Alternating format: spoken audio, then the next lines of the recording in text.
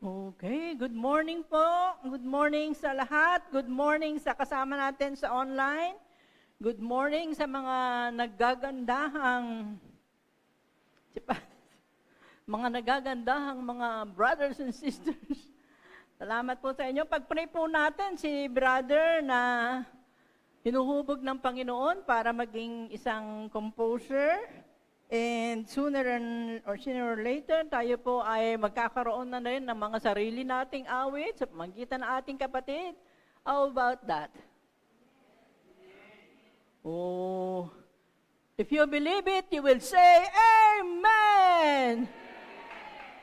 Hallelujah! So, nawa po ang ating, kasi si Lali at saka po si Arya talagang bata pa po yan, pero they sing songs na nanggagaling po sa kanila at nakikita ko pag pinag-uugnay-ugnay, tama po yung kanilang mga sinasabi about God. So hindi po malayo na tayo rin po ay gagawa ng mga concert using our own music. Again, woo! Amen! Amen! So salamat po. Napakabuti po ng Panginoon. Salamat po sa ating pananambahan. Sabi po ng Psalm 92 and 13, planted in the house of the Lord, they will flourish in the courts of our God. Ito po, pakinggan ng lahat. They will still bear fruit in old age. Hallelujah! Yung mga senior, dapat po nadinig yan. They will still bear fruit in old age. They will stay fresh and green. So marami pong salamat sa inyong pagdalo dahil ang ginawa niyo po sa lugar na ito ay parang isang garden. Garden po ang nakikita ko sa lugar na ito ngayon sapagkat nakikita natin na kayo ay parang tanim. Mga itinanim sa lugar na ito na may luntian at matatatag na mga hitik na bunga at dahon. We are all forever green. We are all forever young. Ako po ang talagang magsasabi ng amen na yan at ngiting-ngiti po si Brother Willie, and we will be forever young. Amen. Because we are planted in the house of the Lord. Okay po? So yung mga seniors will be forever young. Okay po. So, ang tanong ko lang po this morning, ginawa po ba ninyo yung inyong assignment? You have assignment, di ba? Para po kayong nasa sa spring, nakalimutin. May assignment ba? Meron. Papanoodin nyo yung, di ba? Evening of Praise and Worship. Oh. Dahil alam ko po, hindi ninyo maaalala. Pero sa next preaching po, dapat naalala nyo na because we will discuss that, yung pinakita ng ating Panginoon doon. Okay po? So, panoodin po ninyo. Ganun din po, in-encourage ko ang bawat isa, mag-post po kayo sa ating FB ba, ng mga answered prayer, mga bountiful harvest para po nakikita po natin how truthful ang ating Panginoon. Mag-post po kayo ng mga good deeds. Mag-post po kayo ng mga praise report. Wag lang po sa quarantine, but also, ilagay po natin yan as malaking portion sa atin pong social media para nakikita po ng lahat. And we, as a member of the BCC, one family, nakikita po natin kung paano kumikilos ang Diyos sa atin. And how truthful ang kanya pong salita. Okay po? So, samahan po ninyo ako. Let us declare today is... Okay. This is the day that the Lord has made.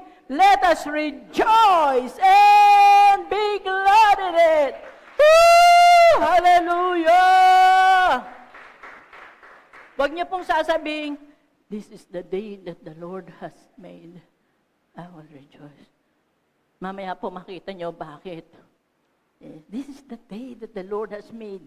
Kaya po, last week ay tinalakay po natin ang Hebrew word na hey, the fifth number and the fifth letter of the Hebrew alphabet. Okay, ganyan po ang kanyang itsura. Okay, ganyan po yun. Hindi ko lang alam ba't may white, tsaka white doon. Pero anyways, lahat po yan black. So ganun po ang itsura niya. So bakit po 5? Bakit po 5 ang ating pinag-aralan? Because 5 is the last number in the Hebrew calendar year, 5785. And 5 also is the last number in the Gregorian calendar year, 2025. And para po sa Gregorian calendar, 25 means ano po? Grace upon grace. Okay. So, alam niyo po yung mga teachers, ako, kasi teacher din po ako ganado silang magturo kapag nakikita nila yung kanilang mga students ay aktibo na nagpa-participate, katulad po ni Bernadette. Nung yan po ay estudyante ko, talagang aktibo po yan. And that was 20 years ago. Hindi. Only siguro mga 7 years ago.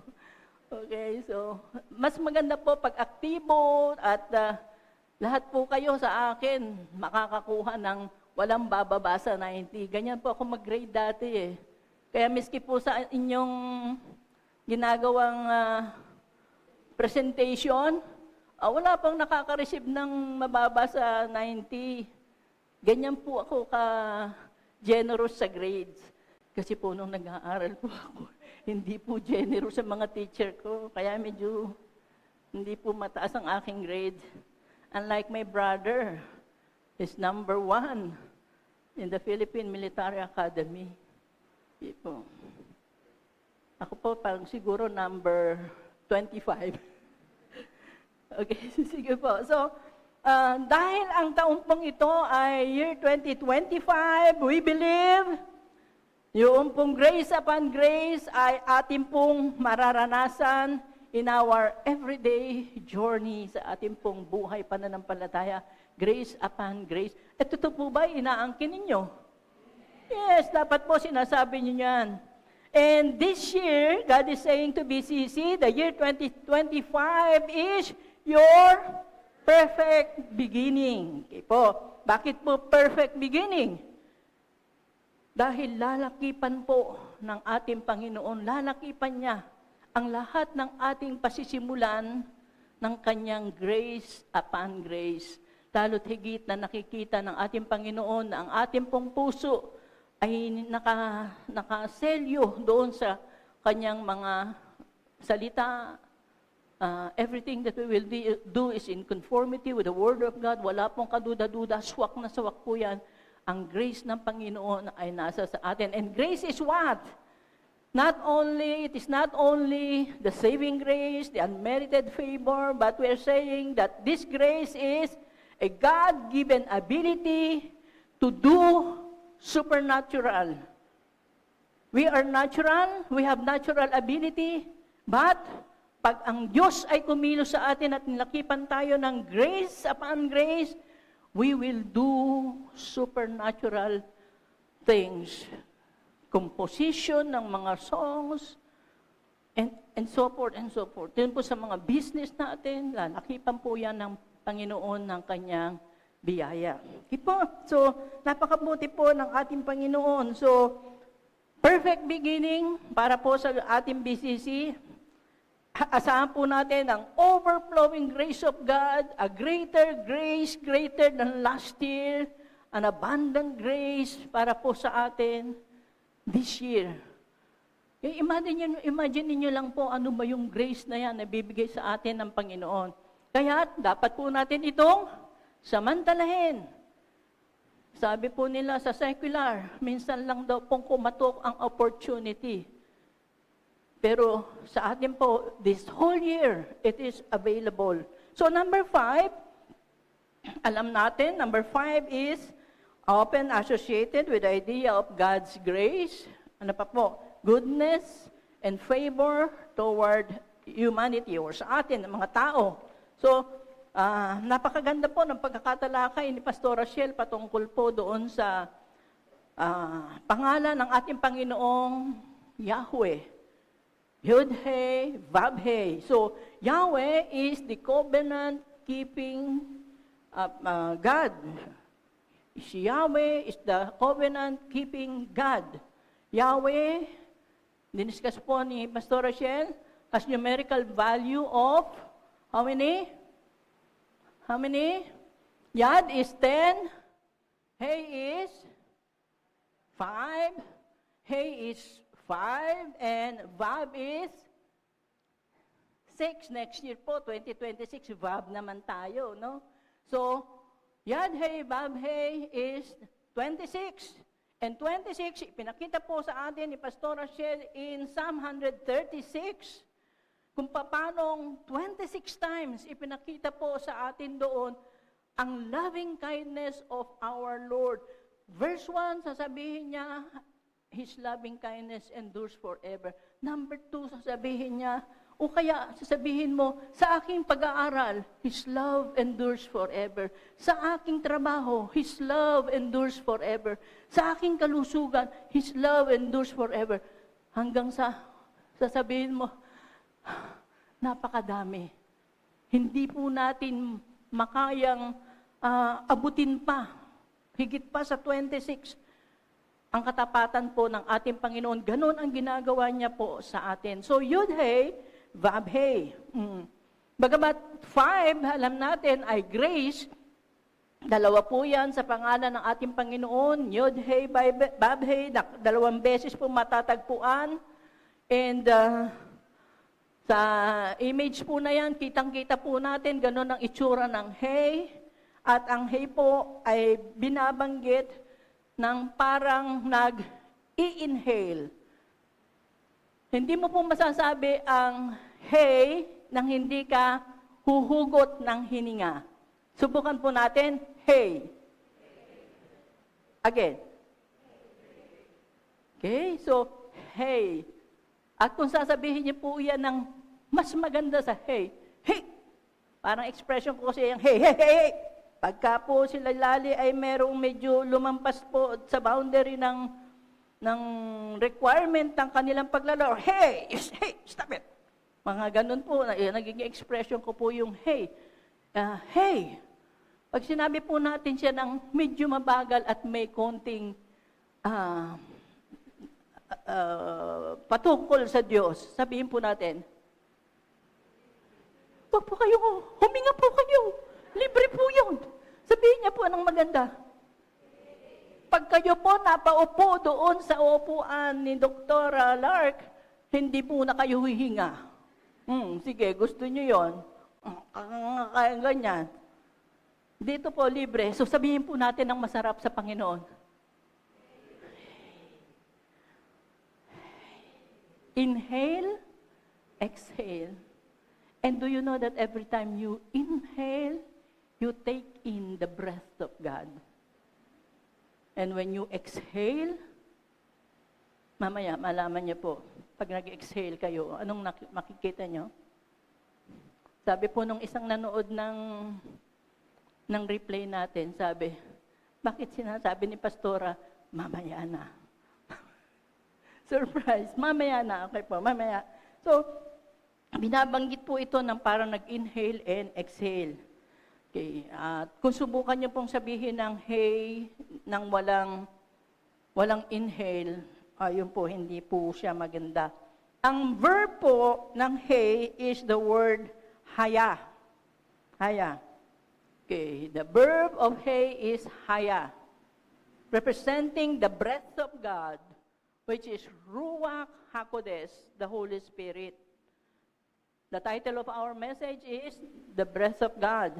So, Ruach HaKodesh is the Holy Spirit. And Ruach HaKodesh is the breath of God. The breath of God, the one who releases His life, emotion, energy, and the intention of God's heart and mind. Ruach HaKodesh, the Holy Spirit. The Holy Spirit is the third person in the triune God. Father, Son, and Holy Spirit. The Holy Spirit is God. God that is from God. Sa Genesis 1:1, sabi po doon, in the beginning, God created. But that is not only God. In the Hebrew, it is Barashit bara Elohim. Elohim is plural, as in plural because it is Father, Son, and Holy Spirit. God in three persons. So, yun po yung Ruach, the Holy Spirit. The Holy Spirit of God. Ruach is the power emanating from God's name. The name of God, the name Elohim, the name Yahweh. Yun po, nagkakaroon po ng power emanating from His name. Can you imagine that? Na siya pong kanyang inihinga sa lahat ng creation. So, in Genesis 1:1, yan na po tayo dyan. So, sabi niya, in the beginning, God created the heavens and the earth. Now, the earth was formless and empty. Darkness was over the surface of the deep, and the Spirit of God was hovering over the waters. So, the breath of God is first introduced in the creation narrative. Yan po, unang-una, in the beginning, God. So, the Spirit of God and the breath of His mouth are present in the creation. The breath of God, andun siya mismo. Elohim, Father, Son, and Holy Spirit ay present in the creation. So, nung likhain ng Diyos ang daigdig na ito ay nasa konsepto ng kaisipan ng Diyos as in Diyos. God Almighty, the Triune God. Hindi po absent ang isa, silang tatlo po. But hindi po ibig sabihin na sila po ay hiwa-hiwalay, but yung kaisipan ng Diyos na iisa. So, Ruach creates, empowers, emboldens, and sustains all things. Nakita po sa creation. Sa Hebrew, ang word po na breath ay Ruach, at sa Greek ito po ay pneuma. At ito din po ay pwedeng i-translate as breath, spirit, or wind. And they convey the dynamic and life-imbuing nature of God's presence. So yung breath ng God is kapangyarihan. Ang breath of God ay hangin. Ang breath of God ay siya pong nalalanghap natin ngayon. Yun po yung breath na sinasabi dito. So sabi niya doon sa verses 1 to 3, Genesis verses 3 to 4, bagamat hindi na po natin bubuksan, makikita din po kasi natin doon yung word na light. And light is mentioned 5 times. 5 is hey. So 5 times. So yung pong word na breath is also light and revelation. Hindi naman natin kukuhanin yung light and revelation ngayon, but yung pong word na hey is also breath, wind, spirit, and also light and revelation. So hindi po siya limited into one meaning. Sa Psalm 33 po, verse 6, ang sabi po doon, by the word of the Lord, the heavens were made, the starry host by the breath of His mouth.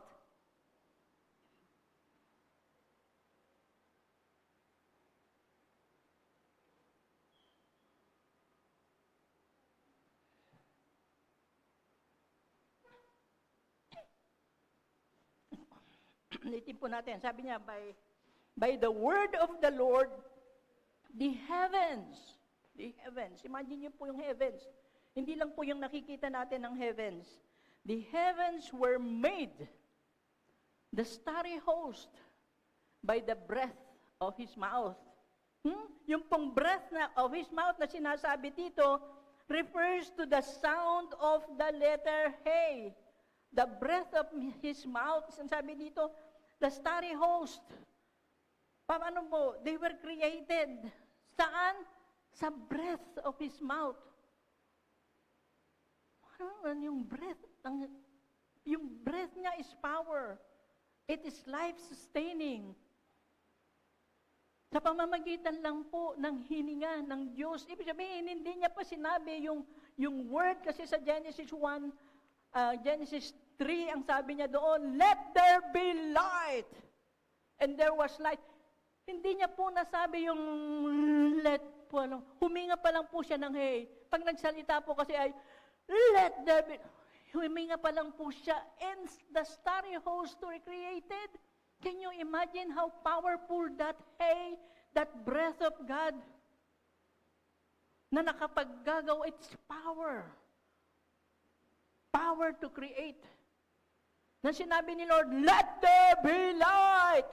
Kasi po si Lord po kasi hindi po magsasabi ng nakaupo sila tila tamad at sasabihin, okay, let there be light, let there be mountains, let the light separate from darkness. Hindi po ganoon ang ating Panginoon. That is why when you say, this is the day that the Lord has made, put some effort. Put your whole being, because this is the Word of God. Paano sasabihin, this is the day that the Lord has made? Asan ang rejoicing dyan? Na sinabi po ni Lord, let there be light. Nung nagpasimula pang nag-open ng mouth ang ating Diyos, there was a big bang na sinasabi ng theory nila, big bang. It's not big bang. There was a big bang because of the hay of the Lord. It is power. Takalanan nila, big bang na ang nagpasimula ng daigdig na ito. No. There was a big bang because of the very powerful Word of God. Sabi niya, huminga pa lang po siya. Agad-agad naglabasan na ang mga starry host. Let there be light. Ganun po ka-powerful ang Word of the Lord.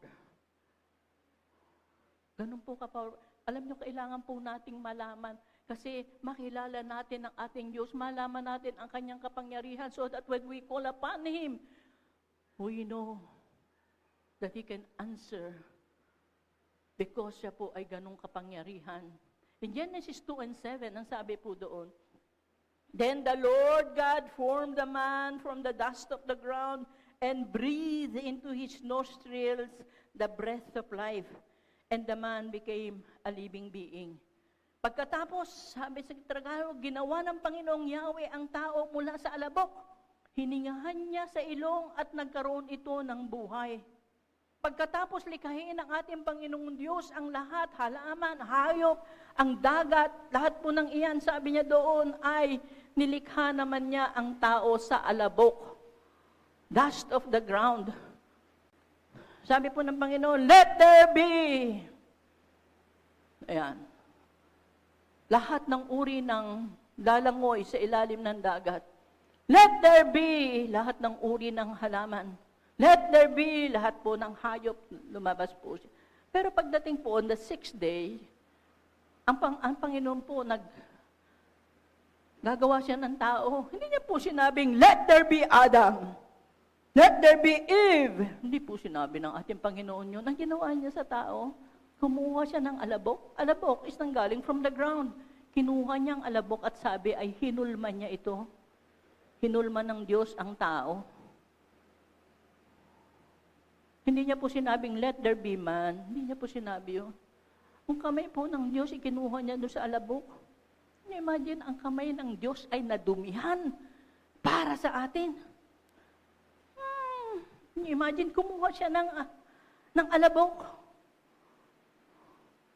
Dito po ako na pag maraming alabok po dito or alikabok na lumalabas po ang allergy.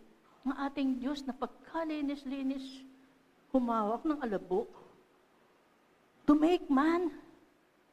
Hinulmahan niya po yan. At ang next po, ang sabi niya doon, yung nakagawa na po siya ng alabok, sabi niya, ay nung nakortehan niya na po iyan, sabi po ay hiningahan niya ito. Hiningahan niya sa ilong at nagkaroon ito ng buhay. So nalikha po ang alabok, nakorte na ito, nakahiga. Nakahiga po ang tao. Korting tao na, may kamay, may paa, may Kaya nakahiga po, hindi po siya makatayo, hindi po siya makaupo. Patay eh. Andun lang siya. And God, the Holy God, stooped down to breathe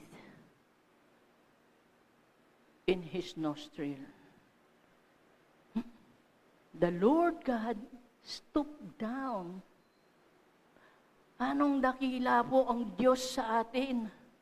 Dinumihan niya ang kanyang kamay, humawak ng alabok, and then nung nandyan na, ay yumukod siya upang abutin ang taong nasa ground at kanyang hiningahan. Nang nilikha naman po yung tao, hindi niya nilagay sa ere.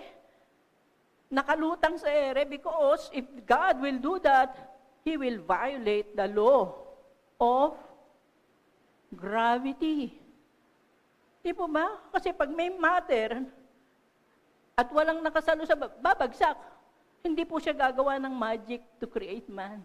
Ginawa po ng Diyos yan para sa iyo, para sa akin, at para sa lahat ng nilalang. How great is God? Di po ba? Okay, napakadakila po. Isipin nyo lang paano tayo nilikha ng Diyos. So, binigyan po niya ng buhay ang tao, si Adan. God's breath is vital. It is vital force that forms lifeless matter. Yung hininga niya. Ang kinakailangan, mahalaga. So that this lifeless Adam ay magkaroon ng buhay at makakilos. That is why in the book of Acts, sabi niya, in Him we live and have our being. In Him we live. Verse 8. Then the Lord God planted a garden in Eden to the east and placed in the garden the man He had formed. Nalikha niya na si Adan. Sabi doon dinala niya ang tao. Saan? Sa Garden of Eden.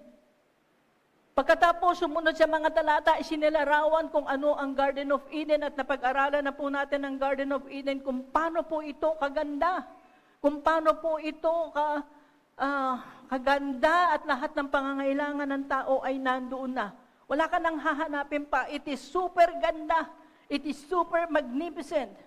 It is, wala ka nang hahanapin pa. So dinala ng Diyos ang tao sa garden. Garden of Eden. Dinala ng Diyos ang tao sa Garden of Eden, and Eden is a perfect place. Dinala niya si Adan in the Garden of Eden. The Garden of Eden is perfect. And Adam is a perfect man. Now, the perfect place and a perfect man is there so that we can say that Adam had his perfect beginning. Perfect beginning ni Adam. Perfect po. Ang daigdig na ito po ay nagpasimula bilang isang perfect place. Gumawa si Lord ng perfect surrounding para po kay Adam and Eve. At kung hindi po sila nagkasala, ito po ay para sa atin din ang perfect surroundings. And Adam and Eve started their life bilang perfect beginning. Ang pictograph po ng hay, tingnan po natin. Ayan po ang pictograph ng hay. Ang sabi po, the picture is of a man with his arms outstretched, pointing toward a wonderful view and saying, "Hey, look at that!" Hay is grace. Hay is breath of God. Hay is also behold, look. Yun din po ang ibig sabihin ng hay. So hay is also behold, look, breath, sigh, reveal and revelation from the idea of revealing a great sigh by pointing it out. Because they were in perfect place, we have the perfect man, and now they have a perfect beginning Pagpunta po ni Adan at nilagay po siya doon, ang nasabi niya ay, hey, hey, behold, hey, what a wonderful sight. Hey, wow, wow, wow, wow, wow. Yun po ang sabi ni Adan. Kayo po, mapalagay po kayo, ilagay lang po kayo sa isang lugar na perfect. As in perfect in the beginning, wala pong katulad ng perfection ngayon. Hindi po ba't may tataas ninyo ang inyong kamay at sasabihin yung, hey, what a wonderful sight. Hey, behold, look. Wala pong nagturo niyan kay Adan. And it was inside him. Inside him. Why? Because the breath of God is in him. And the breath of God, God only produces good and wonderful. Sabi ng awit, He is wonderful and merciful and powerful. That is our God. Siya po yun. Hey. So, in the act of creation, God imparts life. God imparts life into His creatures. A life that is connected to Him. A life that has sustaining power. Nagbigay ang Diyos ng buhay na ito. Ang hayop, ang halaman, ang mga lamang dagat, binigyan niya ng buhay. Pero nang binigyan niya ng buhay, sabi ng, let there be fishes in the, diyan sa sea. Let there be lahat ng hayop. Built-in ang hinga sa kanila. Nung sinabing let there be, all of a sudden, mayroong ibon lumilipad. Humihinga yung ibon. Di po ba mga hayop humihinga? Ang ibon, miski po yung mga maliliit na langgam, na-explain po sa akin ni Kuya Matt kung kano yung mga langgam na yun, humihinga din sila. Lahat po yan, nung sinabi ng Panginoong, let there be, built-in ang hininga sa kanila. Pero nung nilikha po ang tao, may effort ang ating Diyos. Kailangan niyang marumihan kanyang kamay. Kailangan niyang mag-stoop down para po abutin tayo. At ang kanyang hininga, ang ibinigay niya sa atin, hindi lang po let there be.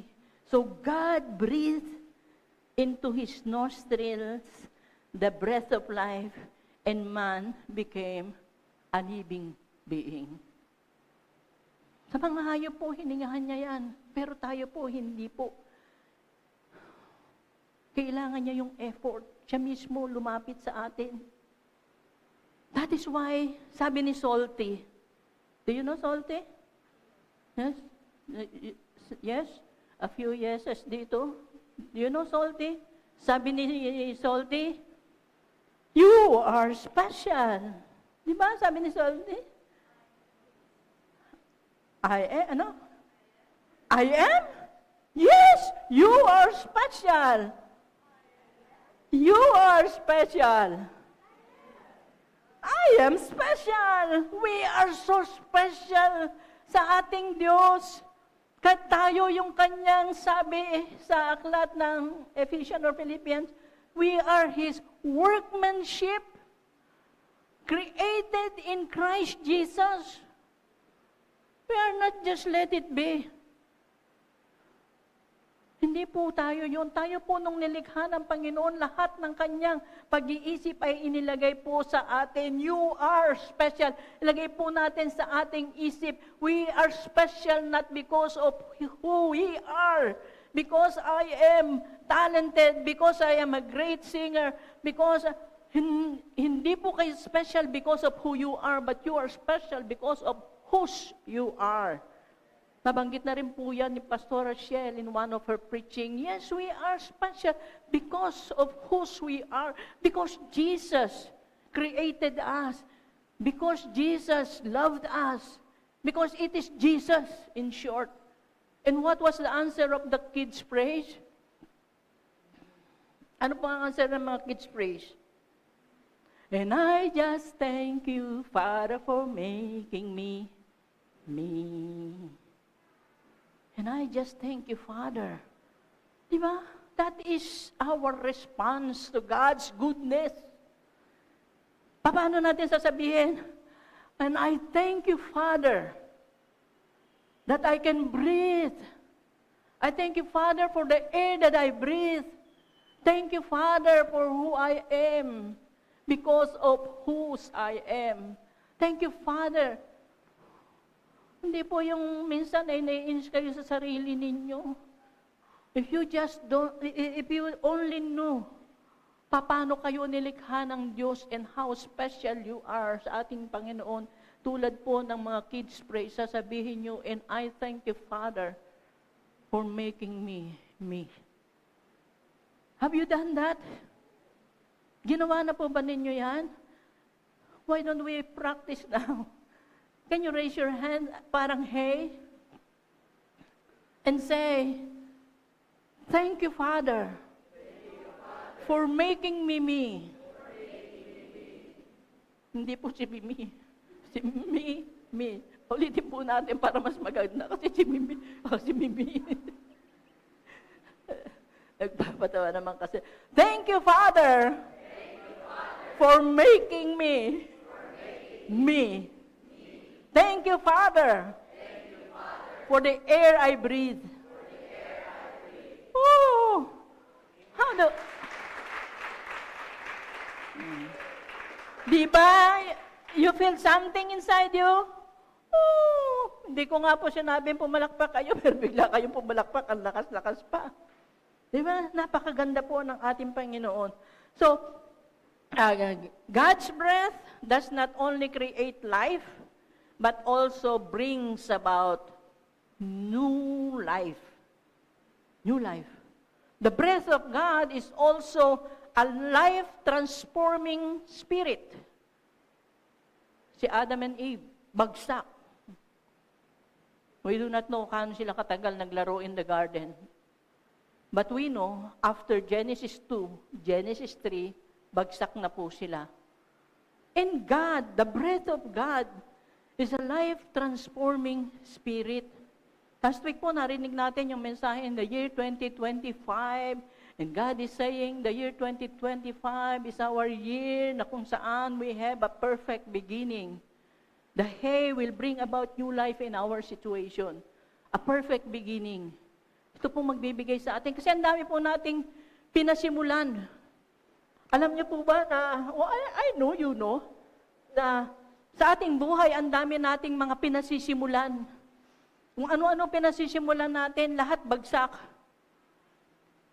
Papasimula po kayo ng isang, siguro, anong tawag doon? TikTok. Lalagay kayo ng TikTok. Tapos, dalawa lang ang follower mo. Nanay mo, tsaka yung isang kapatid mo. Isang linggo na, wala pa rin. Kinawagan mo na lahat ng friends mo, sabi mo, meron akong bagong ngayon, paki-support. Hindi sila tumugon, sama-sama na ng loob mo. Wala akong pag-asa dyan. Lipat ka na naman sa iba, Instagram naman. Hindi na naman nag-swak. O whatever, magsisimula ka ng business, bagsak na naman. Magsisimula ka ng mag-aral ng ganito, mag-aral ako ng gitara para bagsak na naman, hindi mo tatapos. Ang dami po natin pinasisimulan. Ang daming bagsak.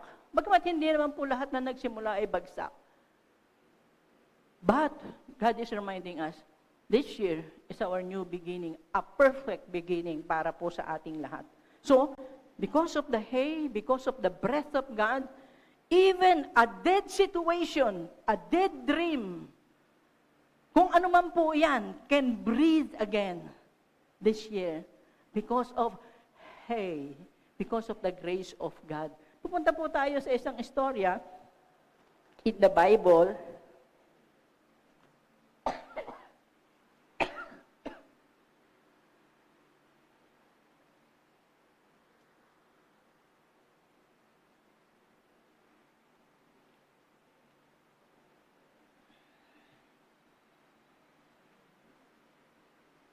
in the Bible, puntahan po natin sa Ezekiel, chapter 37,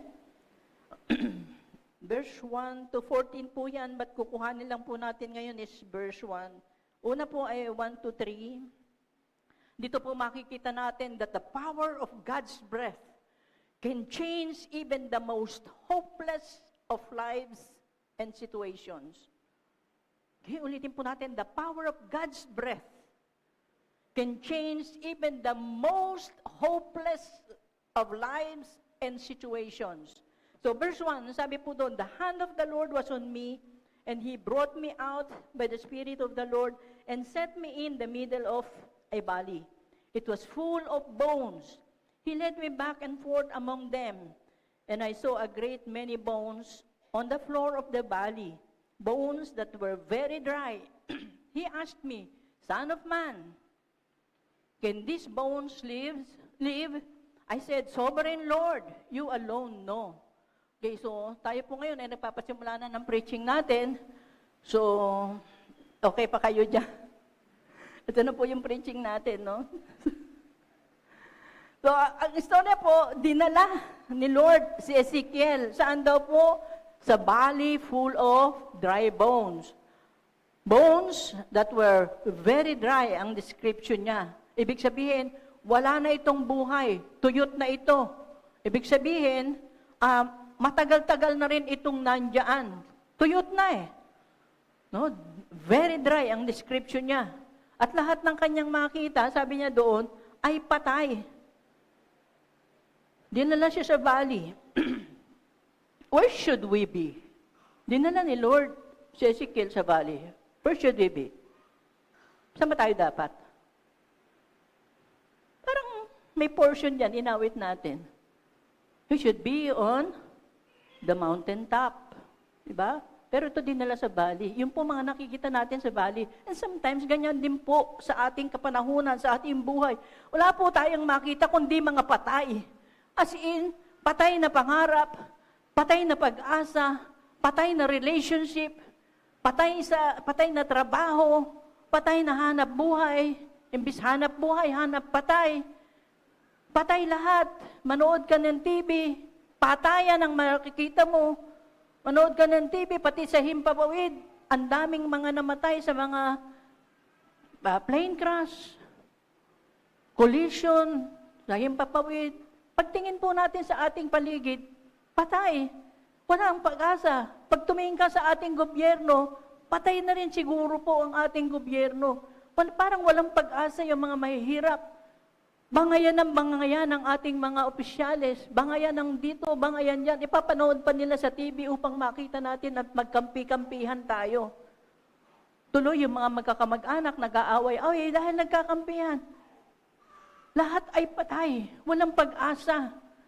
Parang nakikita natin, ano ang future ng Pilipinas kung ganito ang sitwasyon? Katulad po ng nakita ni Ezekiel, lahat ay patay.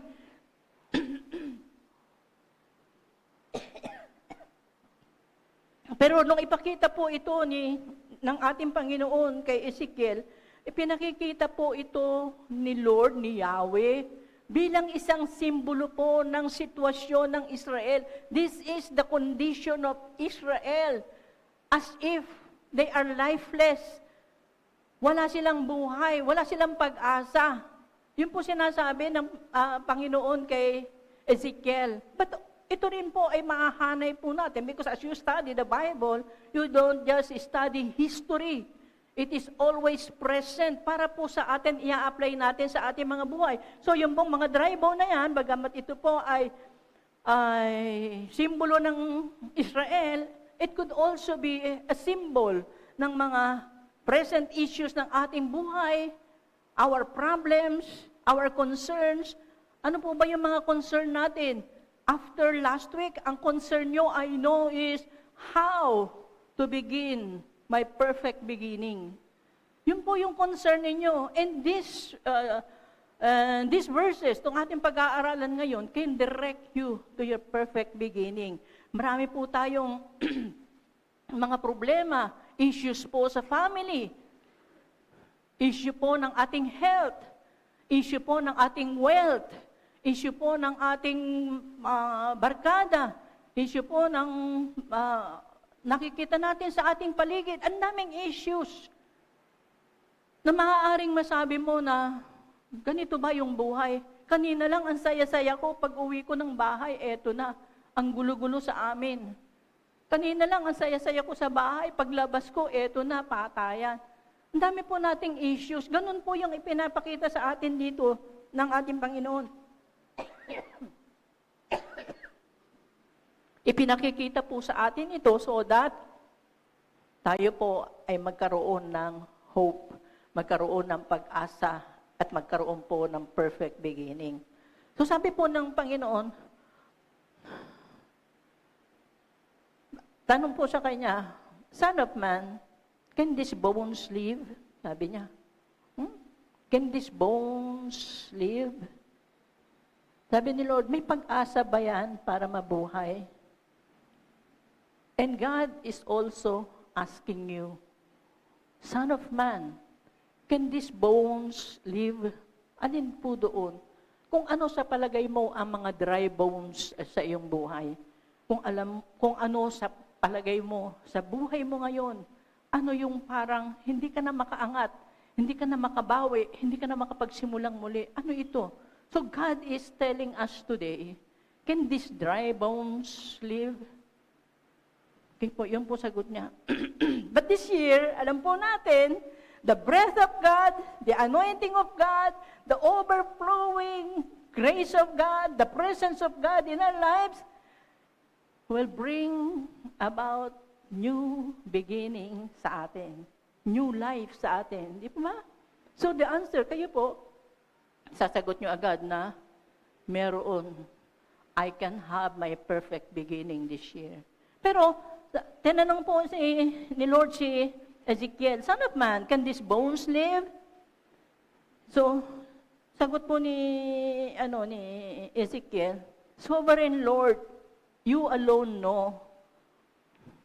Kaya po sabi ni Ezekiel, Lord, ikaw naman po ang nakakaalam ng lahat, di po ba?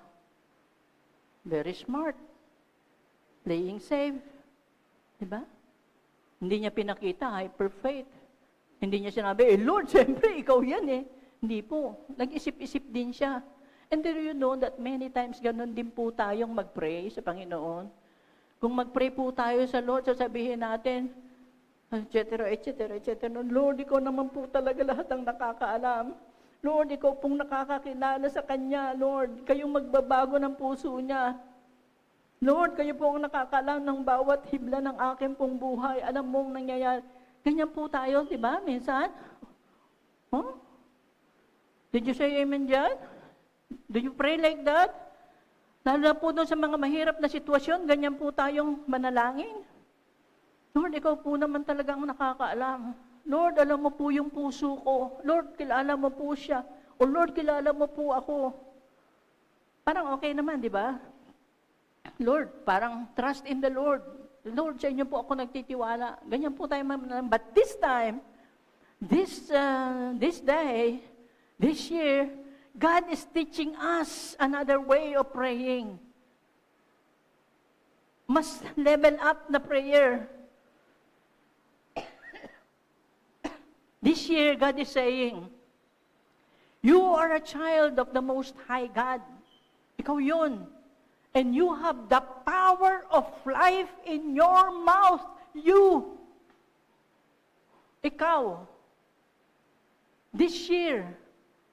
Ito po yung nais ng Panginoon na way of our prayer. Believe that you are the Son of the Most High God and I have the power in my mouth. I can speak death or I can speak life. But choose life. Speak grace. Speak life. Ito po yung nais ng Panginoon sa atin this year. Wag lang po tayong sabi ng Lord, I trust you. Lord, ikaw na po ang bahala. No. Healing is in your mouth. Resurrection is in your mouth. Prosperity is in your mouth. Nasa atin po, kaso mo lang hindi po natin ito pinapaandar. We have the key, pero hindi tayo marunong mag-drive. It is in our mouth. And this year, ito po yung pagganahin po natin. Yung sabi po ng Panginoon sige, tinanong ni Lord Lord, tinatanong mo ko, alam mo po siyempre yun, kasi kayo yung Diyos, kayo yung nagdala sa akin dito. No, wag po puro, ganun din, this year, wag po puro nega ang sabihin natin. Ang dami pong tao, alam na nga ang sinabi po ng Proverbs, life and death is in the power of the tongue, and yet, puro nega pa rin po ang sinasabi ng mga tao. Hindi ko kaya yan. Ay, hindi ako makaka-attend. Ay, parang kulang pa ako diyan. Nakalimutan ko. Lagi tayong ganun. Nakalimutan mo na naman. You have the mind of Christ. You have the mind of Christ. Sasabihin mong hindi ko alam. You have the mind of Christ. At sasabihin mong hindi mo kaya yan. Puro nega po ang sinasabi natin, even sa ating anak, wala na tayong sinabi kundi nega. Ayan, ang tamad-tamad mo kasi, kaya tamad na siya. Ayan, ito na naman tong anak ko na ito, puro hingi. Kaya lumaki na, hingi pa rin ang hingi. Dahil iyon yung kino-confess ninyo. So life, speak life. Speak positive. Huwag yung mga negative. Babalik sa iyo lahat ng negative na yan. Magaling ka na. Hindi, kasi talaga Sige po, balikan natin si Hindi po ako nagagalit. Nagsasalita lang po ako. Sige po. Verse 4, ang sabi po ng Panginoon, sabi po ng verse 4, then he said to me, prophesy to these bones and say to them, dry bones, hear the word of the Lord.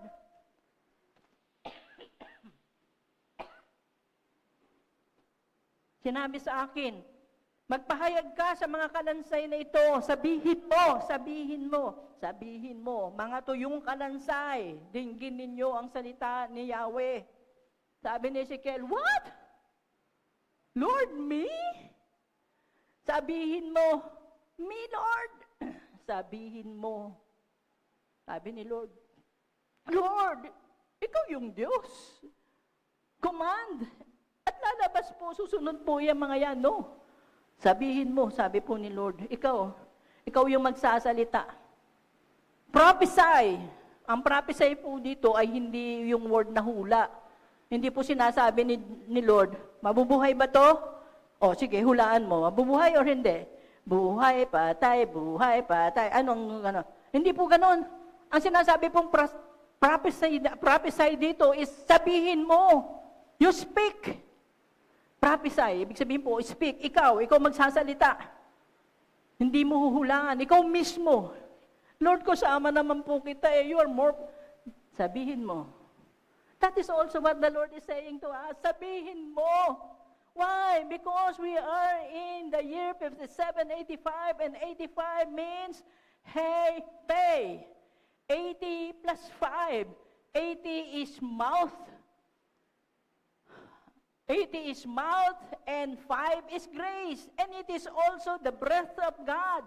So, sinasabi po dito, yung mouth is to speak. Mouth, speak the grace of God. Speak the breath of God. Sabihin mo yan. Yan po ang sinasabi ng ating Panginoon ngayon. Hindi po si Lord. Because tayo po nga, siguro po dito ay matagal na po tayong mga nanditong nagsasama-sama.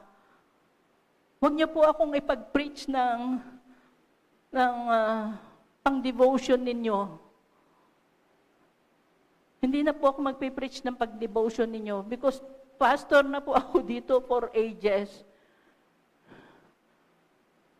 Nag-aral na po ako ng Hebrew and Greek. Hindi lang po para sa akin, but to share para sa inyo. Alam nyo na po, ang mga ito,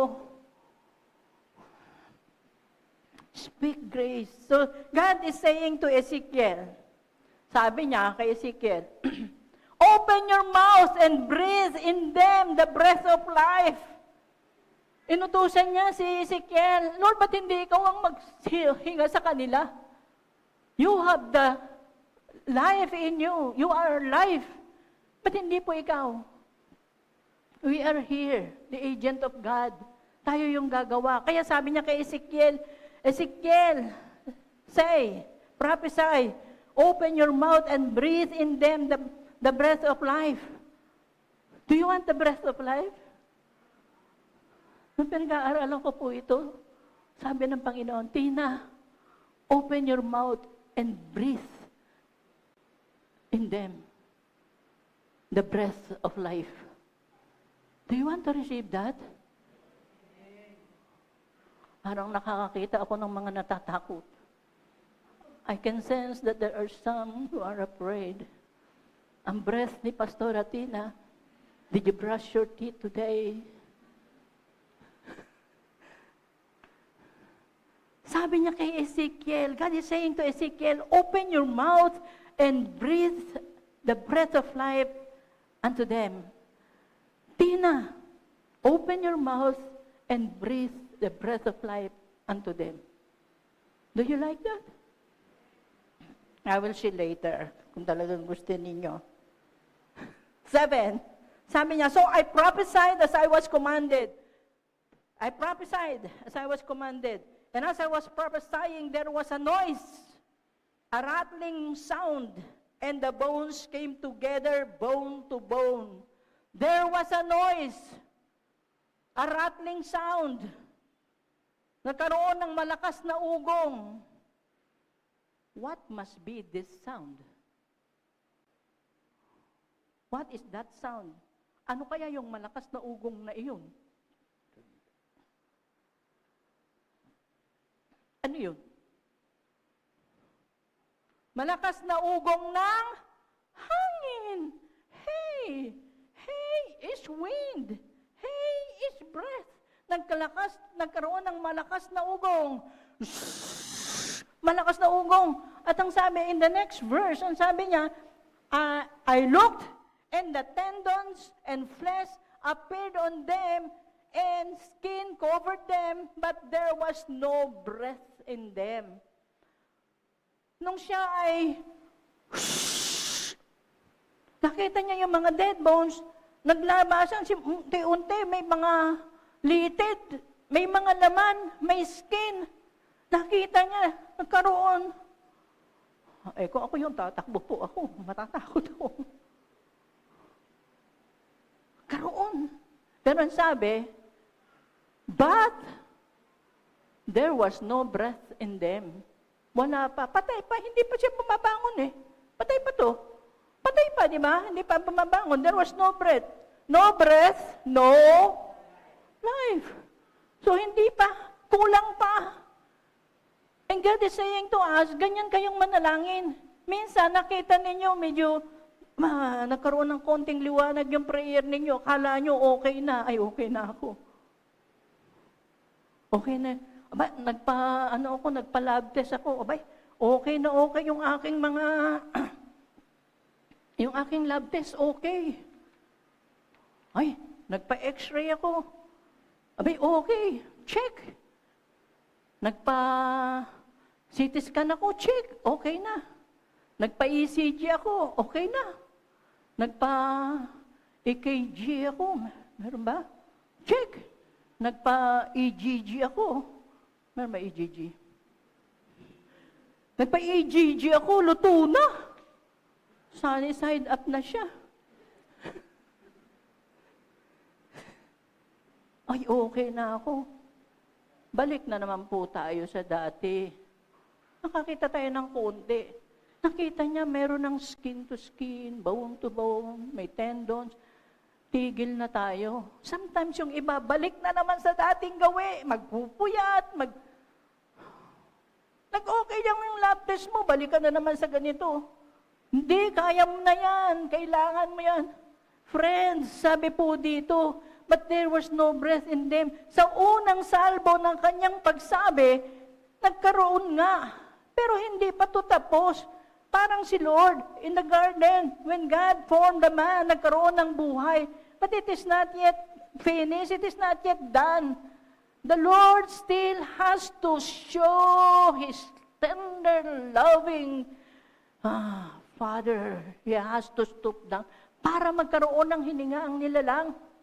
And this time, tayo, kumpante na tayo, okay na. Papasa na. Hindi pa po, there was no breath in them. Hindi pa, kulang pa. Pero nag-declare naman ako. Nag-declare na ako, okay na yon. Minsan naman, declare ka ng declare. Sabi mo, in Jesus' name, in Jesus' name. Walang nangyari. I claim it, Lord, in Jesus' name. Walang nangyari. I believe it, Lord. I believe it, Lord. Walang nangyari. Ay, hindi effective. Siguro talagang ito na lang ang will ni Lord sa atin. No. Don't stop until you see the result. Don't stop until you see the result. Continue to declare. Yun po. Nasabi sa atin ng Panginoon. Kasi wala pang ang hininga. Verse 9, then He said to me, prophesy to the breath. Son of man, and say to it, this is what the sovereign Lord says, come, breath, from the four winds, and breathe into this slain, that they may live. Tapos na, may tendons na, may skin na, may bone na, sabi ng Panginoon, prophesy to the breath. Prophesy to the, yun namang hininga ang kakausapin mo. Kanina, kinausap mo yung katawan. Magkaroon kayo ng mga laman, kinausap mo. Ngayon, hindi pa siya humihinga. Kausapin mo yung hininga. Prophesy to the breath. Kausapin mo sila. Say to them, this is what the Lord, Sovereign Lord says, come, invite the wind. Come from the four winds, O breath, and breathe into this slain, that they may live. Imbitahan mo sila. Wala pang buhay O may mga laman na, pero hindi pa siya humihinga. Tawagan mo ang mga hangin. Tawagin mo sila. Pwede pa natin tawagin. Tawagin mo ang lahat ng hangin from the four winds. South, north, east, monsoon, whatever it is, lahat yan, tawagin mo yung mga hangin na yan. Huwag mong tawagan ng santo. Minsan po, tawagin mo na lahat ng hindi naging effective, tatawag ka na sa mga santo. And the Lord hates. Yun pong ganun. That is abomination to God. Kung Christian na po kayo, in Jesus' name, don't ever do that. You are provoking God into anger. Meron pa po ba ditong Christian that consults, naniniwala sa mga kung ano-ano? Hindi effective in Jesus' name. I claim it, Lord. I believe it, Lord. Hindi po effective. Tinawag ko na ang lahat ng wind. Tatawag naman po ako sa mga santo. That is abomination unto our God. That is a slap in the face of God. Don't ever do that. Okay po, lalo na po kung kayo ay worker na. Reminder lang. So sabi niya, tawagin mo ang lahat ng mga ito. Alin daw ang tatawagin? Mga winds. Hangin. Hangin po yung ating buhay. Hangin. Tawagin mo yung mga hangin. May rema ba sa inyo? May dating ba sa inyo yon? Yung hangin? Dumating ang hangin? Sabi, prophesy to the breath. Tinawag mo yung breath, takbuhan yung breath. May rema sa inyo? May naalala kayo? Wala kayo naalala? Si Adam, hindi naman tinawag ni Lord ang breath. He just breathed into his nostril. Takbuhan yung hangin. Kaya nga yung assignment ninyo, dapat panoodin nyo Hindi niya pinanood.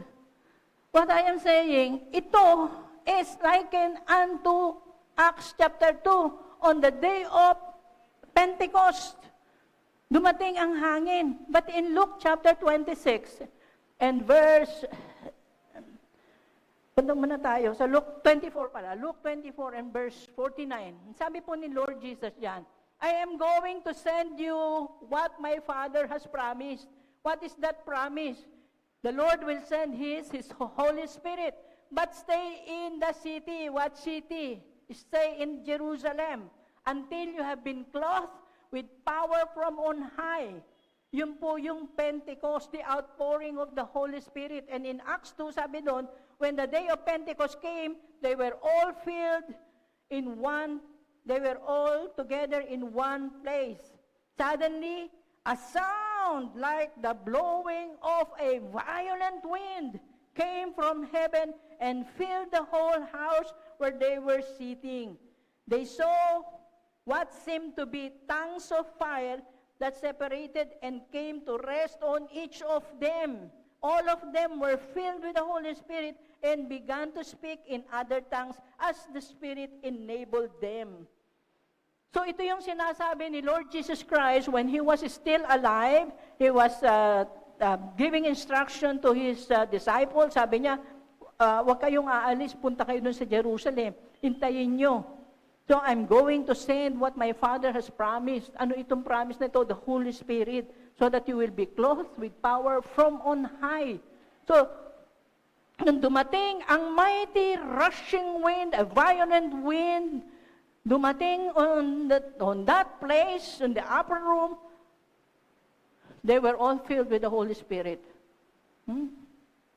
They were all filled with the Holy Spirit. But do you know that it is not limited to the disciples in the upper room, but to all of us who believed, to all of us who accepted Jesus Christ as our Lord and Savior. His gift is the Holy Spirit. Tayo lahat ay empowered. We are all clothed with that same power na meron ang mga disciples. So tayo rin po ay empowered ng banal na Espiritu. Katulad po ni Ezekiel, ang sabi po ni Lord sa kanya, prophesy, call the breath, call the winds. Ang sabi po yun, utusan mo sila. And tayo po nung tinanggap natin si Lord Jesus Christ as our Lord and Savior, bumaba po sa atin ang banal na Espiritu, and now we have the resurrecting life of the Holy Spirit in us. And because the Holy Spirit is in us, then we have the power to revive situation. We have the power to call upon the wind, command them, and they will obey. Bakit hindi po nangyayari sa atin yan? Kasi po kinakalimutan natin. Sabi ko nga lang kanina, pag alis mo, pakikuha mo yung yung Aqua Plus. Ayun, kaharap si Aqua Plus, nakalimutan. Nilagay po sa atin ng devil ang pagkalimot, lalo na sa mga mahahalaga, the Word of God. Hindi natin, alam na natin ngayon that we have this power, same power that resurrected Jesus Christ from the dead, and the same power that is in me. Pero nakakalimutan natin and we do not use it. Because ito po yung trabaho ng devil. Ipapakalimit po sa atin ang lahat ng bagay na ito so that hindi natin magamit, so that hindi natin mapakinabangan. But God is reminding us this year to be able to have a perfect beginning. Use your power. The power is in you. Yun po ang gusto ng ating Panginoon. Kaya po pinag-aaralan natin at huwag niyo pong hayaang manakaw po sa atin ang mga salitang iyan. So, nung tanggapin natin si Jesus Christ, we have the resurrecting power, the resurrecting life of the Holy Spirit in us.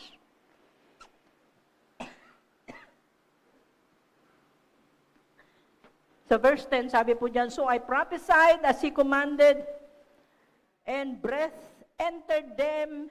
They came to life and stood up on their feet, a vast army. Excuse me lang po.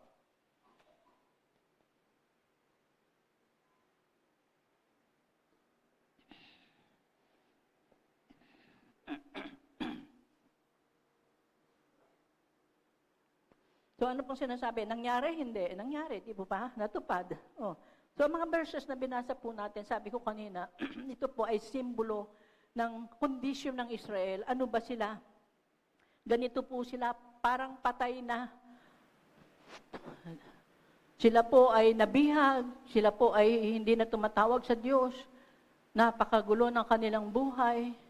Sila po ay namamaltrato. Pero sinabi po dito ng ating Panginoon, sila po ay nagkaroon ng pag-asa. So ang simbolo po sa verse 10, when the breath entered them, they came to life and stood up on their feet, a vast army, symbolizing that the restoration of Israel ay magaganap, nangyari. Okay? So nakita po natin the power of God's breath to bring spiritual and natural life. At yan po ay nasa atin, kapangyarihan po natin. And this year, we have the breath of God, the anointing of God. We have the presence of God. We have the grace of God overflowing sa atin. Inangkin na po natin yan, pinaniwalaan po natin, ito po ay nasa sa atin. Because the breath of God, the overflowing grace of God can bring about new life into us, new life into our situation. Babaguhin niya po yan. Resurrection power of the Lord. Now we can begin our perfect beginning. Dahil po, nandun na po tayo at nanampalataya po tayo sa sinabi po ng ating Panginoon. Now, my question kanina is, do you want the breath of God over your life? Do you want the overflowing grace of God for your perfect beginning? Yes. Because you said, yes, let us all stand to receive the breath of God. Receive the breath of God.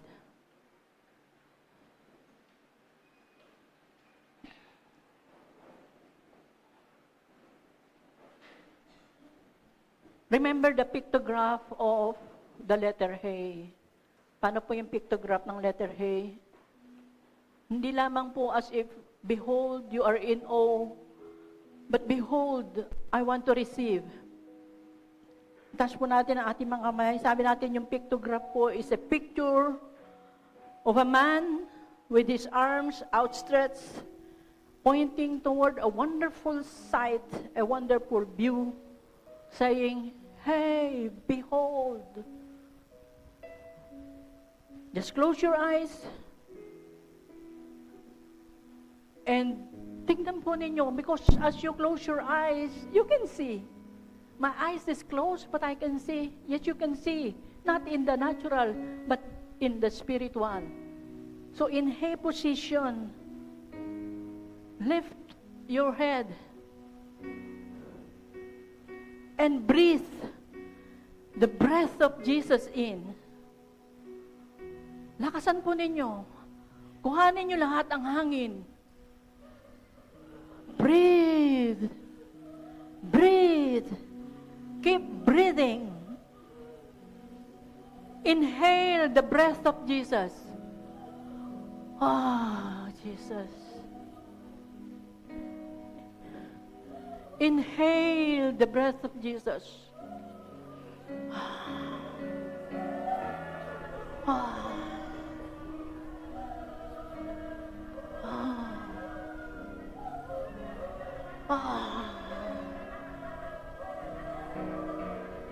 Exhale all the negatives in you. As you inhale the breath of Jesus. And exhale every negative in your, it is not you.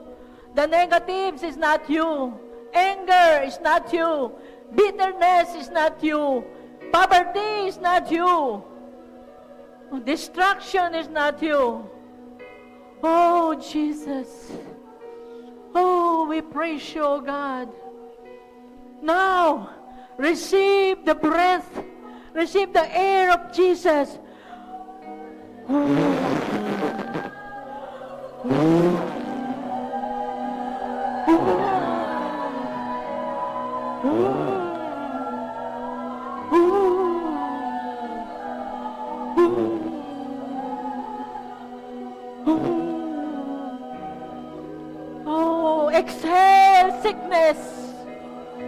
sickness is not you.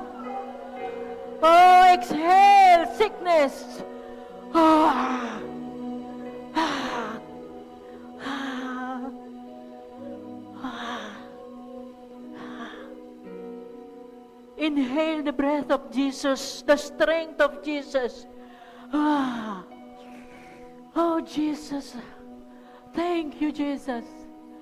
Thank you, Lord. Thank you. Thank you. Thank you, Jesus. Thank you. We praise your name. Thank you, oh God. Oh, breathe. Feel the warmth of God's embrace. Feel the wind. Feel the wind. It is blowing in all direction right now. Feel the wind. Feel the breath of God. Take Him in. Oh, Jesus. I thank you. I thank you. Oh, Jesus. In our lungs, Oh, I thank we you, Lord. pour out our praise. Pour out our praise. It's your breath in our lungs. Oh, praise Pour you. out our breath. Pour out our praise. It's your breath in our lungs. So we pour out our praise. Pour out our praise. It's your breath in our lungs. Pour out our praise to you all. Make it personal. In our lungs, so we pour out our praise. I pour out my praise unto you, Pour out Lord. our praise, it's your Oh, breath. in my lungs. In my lungs, oh Lord. In my We lungs. pour out our praise. It's your breath Pour in my out lungs. our praise, it's your breath. Oh, I pour out my praise unto you, Our Jesus. lungs. You are worthy We of all pour out praise. our praise. Pour out Jesus. our praise, it's your Jesus, breath. we thank you. In our lungs, Oh, so we pour out our praise. Pour out our praise, it's your breath. it's your breath, oh Jesus. God. In our My lungs, so we pour out our praise. Pour out our praise, it's your breath. It's your breath. In our lungs, so we pour out our praise to you only. Oh, Jesus. I praise you. I praise you. I You praise you. give life, our love. You bring light to the darkness. You give hope. You restore every heart that is broken. Great are you, Lord. It's your breath in our lungs, so we pour out our praise. Pour out our praise. It's your breath. So we pour out our praise. Pour out our praise. It's your breath in our lungs. Oh, so we pour out our praise. Pour out our praise. It's your breath in our lungs. So we pour out our praise. Pour out our praise. It's your breath in our lungs. So we pour out our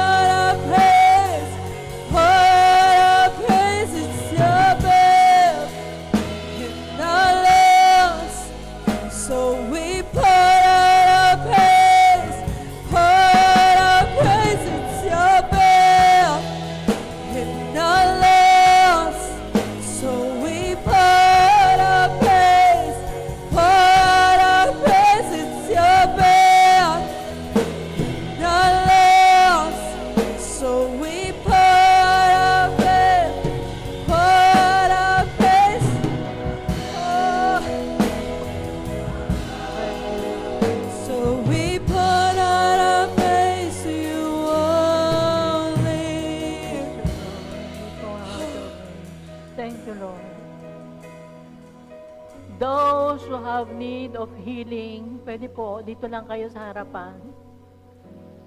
God is calling you right now to receive the breath of life. Dito lang po, those who need healing.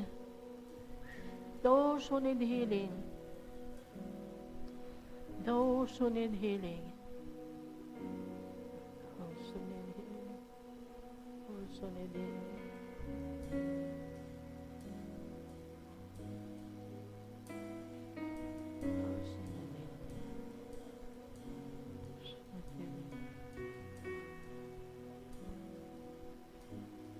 Oh, we thank you, Lord. We thank you, Father. Thank you, Jesus. Yung staff, pwede po lumapit ang staff.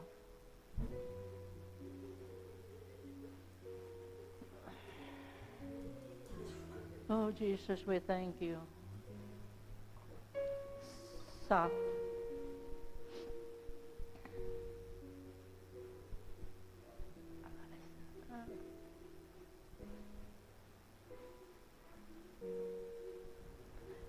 King, dito ka, King. King, dito ka. You need healing. You have tendons, you have skin, you have bone, but you need the life, the breath of God in Jesus' name. You need the breath of life in your life. Oh, Jesus, you need life. I breathe life into you. I breathe the breath of Jesus unto you. Oh, Jesus, Jesus. Woo! Woo! Stop. Stop. Stop.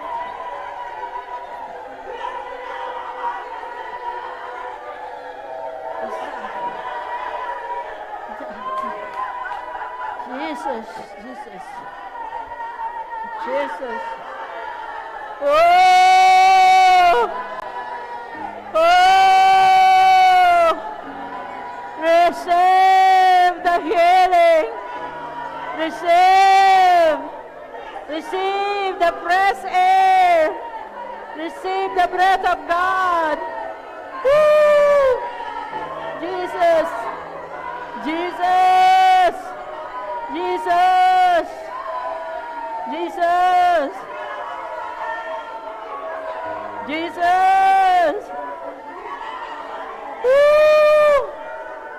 Jesus! Jesus!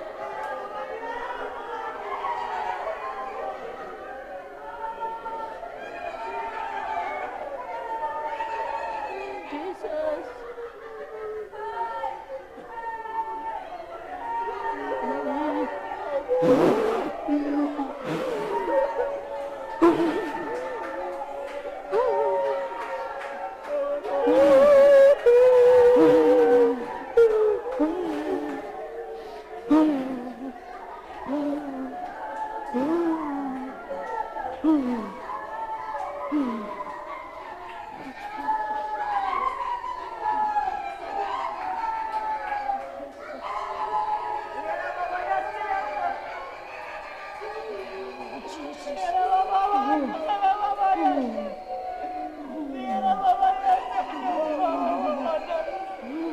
Receive the breath of life.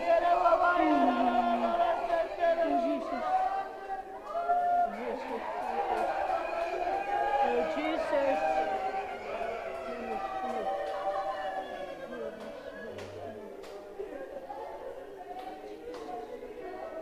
Thank you, Jesus. Thank you, Jesus. Thank you, Lord. Thank you, Jesus. Thank you, Father. Thank you, Lord God. Start na. Start na. Thank you, Father. Thank you, Jesus. Thank you, Holy Spirit. Thank you, Lord. Thank you, oh God. Thank you. Thank you. Bless you.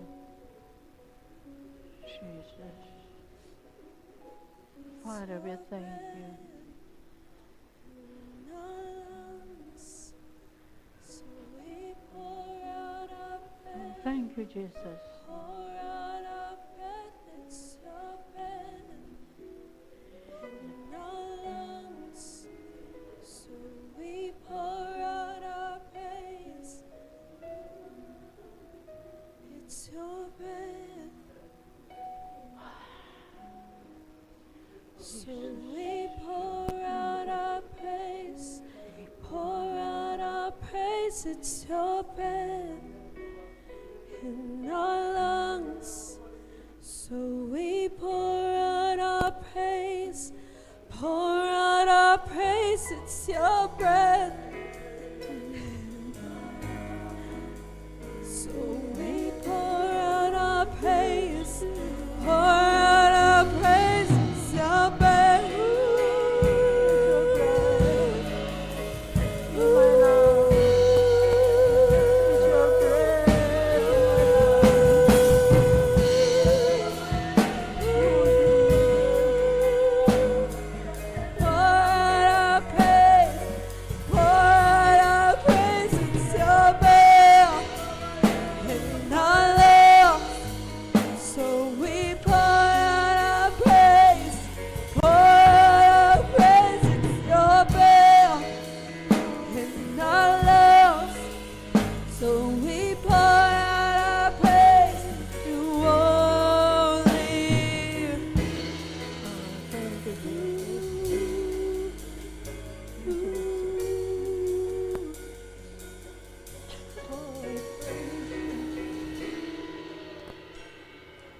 Oh, thank you, Lord. Thank you, Father. Thank you, Jesus. Thank you, Holy Spirit.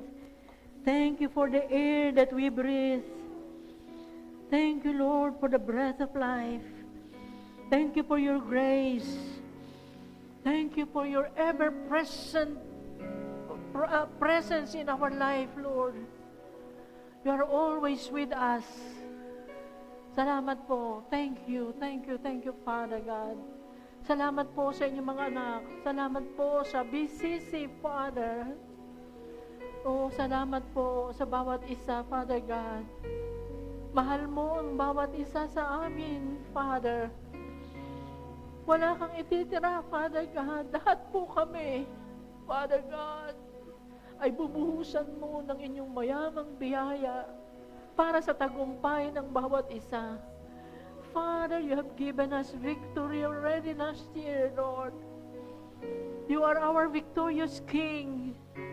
At kami rin po, Panginoon, ginawa mong victorious. Father, this year, the manifestation will just come, will just overflow. It will be manifested in our lives. It will be manifested in the church. Salamat po, Panginoon. We thank you, O God. Victory upon victory. Victory in our work. Victory in our family. Victory, Lord, sa lahat po ng aspeto ng aming buhay. We thank you. And we bless you, O God. Salamat po. Once again, Father, we thank you. Salamat po sa inyong hininga na nasa amin. Na kami po ay mayroong buhay. Na kami po ay mayroong pag-asa. We thank you, Lord. Salamat po in this time, Lord. From this moment, Father God, I can see victorious people in front of me. I see a bountiful harvest for them, Lord. Oh, salamat po, Panginoon. I can see revival. I can see the fresh revival, Panginoon, in this church. The wind of revival is all over. Salamat po, Panginoon. Oh, salamat po. I can see people. I can see people, Father. Salamat po. We thank you and we bless you. Father, we thank you for your Son, Jesus Christ, our Lord and Savior, our Redeemer, our victory. In Jesus' name. Thank you, Lord. Thank you, Father. Thank you, Jesus.